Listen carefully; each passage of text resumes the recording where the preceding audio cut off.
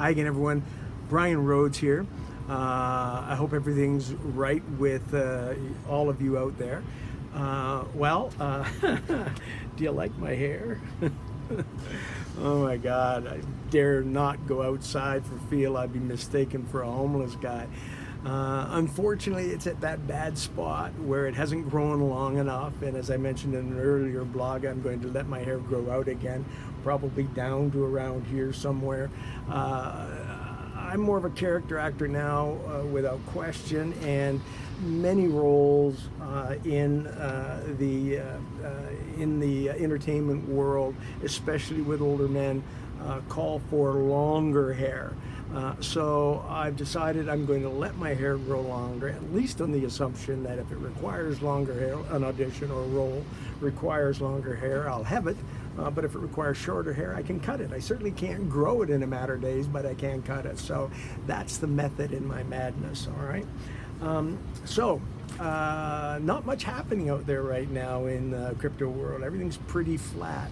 A lot of people trying to predict when the big breakout's going to occur. Some predict at the end of the year with maybe some new Fed rules that might apply to the cryptocurrency world. I'm not sure about that. I certainly wouldn't hazard a guess. I'm just one of those that believes the market runs in cycles, ups and downs, and you often can't speed it up or you can't slow it down. So from that point of view, I just kind of sit back and be patient, watch every day, and keep abreast of details and of course what's happening. There's a lot of talk out there right now, everything from the security tokens through to decentralized exchanges, a number of announcements, the Ripple game where XRP is not Ripple. Try to wrap your mind around that. It does take some doing, but there's some logic in it, I guess. Anyway, there's a lot of information floating around out there, but not a lot. I don't think that's going to have a dramatic impact on the market. Again, I'm not offering any investment advice. Just, again, be patient and keep abreast of the details. But I want to tell you there's one thing out there that I've been really having difficulty dealing with, and it has to do with BidBots and the trending page. I must admit, I've been, vacillating back and forth with my feelings about this. One day I'm in favor of it, next day I'm not in favor of it.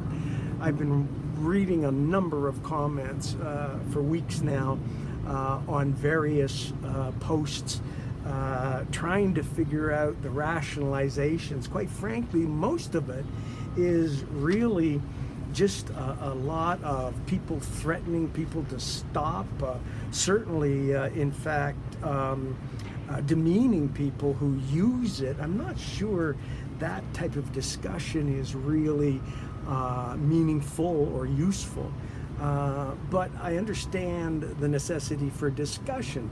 Whether we like it or not, very many things as we move forward with Steemit and Steem are going to come to the surface. We're finding new uses for a lot of things. It's just going to be going on and on, but we do need to address some of them so that we make sure that what prevails on Steemit is original content, solid original content. That's always been in the back of my mind because I thought, well, if somebody's got some really terrific original content, don't have a lot of followers, and want to get heard, given the fact right now that the feeds and whatnot are, as some people say, like taking a drink from a fire hose. When you go into new and so maybe not so much now, but certainly a little while ago, that I could see where somebody with a great idea, a great thought, might want to promote it through BidBots, get it to the surface, have it adopted, or get it recognized, have it adopted, and therefore carry on from there. But, there are those who say it's paid programming. And you start that concept, and it probably is not going to end well. And that's been where I've been going back and forth, until a couple of days ago, I found a post. So you know, the argument is really, when you're using bid bots, is it paid programming or is it in support of actual and maybe and for sure original content? Well, poring over those comments recently, I came up with a post by at No Names Left to Use. I've probably read it half a dozen times now, and I have to admit, I think I'm finalizing my opinions on this and agreeing with at No Names Left to Use. He makes some great arguments. I have a little bit of background in the advertising field, so I have an interesting insight into that suits me. You know, I'm not going to explain it to others, but certainly he comes up with some great metaphors as regards what will happen if we keep going down this road, and arguments for what will happen if we change it. So let me just say that, and again, I don't want to put words in his mouth, but he likens BitBot trending posts as paid programming, and in the advertising world, that from a ratings point of view gets the lowest results, the lowest attention. I agree with that very much so.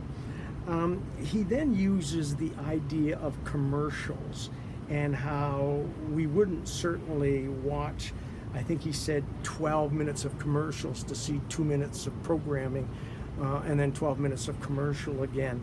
You know, it's bad for business. And he goes on with other arguments here with this concept of it being, that is BidBot's used to promote on the trending page, that those posts are really paid programming. But what's more important that he gives are solutions. And that's where he's differing from just about everybody else. And I've read those solutions, and quite frankly, although I'm not going to get into the detail here, I do want you to very much check out his post. I'll have the link here as part of my post, because his belief is that you remove the BitBot trending posts from the trending page, and in so doing, move them to a promoted page, maybe something new, and also allow the original content postings on the trending page to attach or hitchhike banners of those who want to promote from the this promotions page link, and share in the revenues.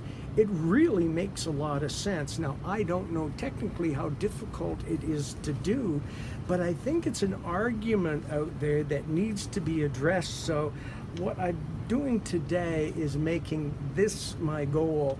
I want you to read his post, get an understanding of it, and decide for yourself if it makes sense.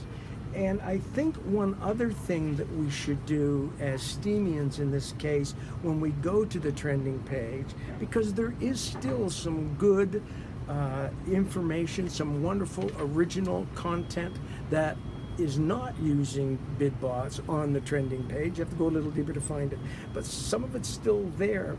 And before maybe you would comment on a post on the trending page, or even upvote a post on the trending page, turn to the comments first and see what people are saying about that.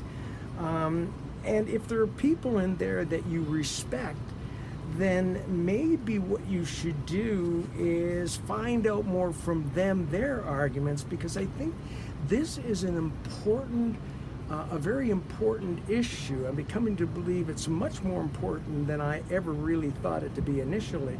An important issue to the future of Steemit. One thing that No Names Left to Use also commented was, you know, the Rogan podcast on the trending page, and also on Ned's interview most recently by, I think it was the Bloomberg report. Anyways, having said that, look at it in that context, please, and then maybe give me some comments and some advice in this case as to what your feelings are. But where, if you do feel that at No Names Left to Use's post is worthy, then maybe find it at the link I'm saying and re-steam it. It, as I say, is something that is I'm becoming to believe very, very, very important for us as we move forward in Steemit and on Steam. Anyways, enough from me now. I've added my 2 cents worth.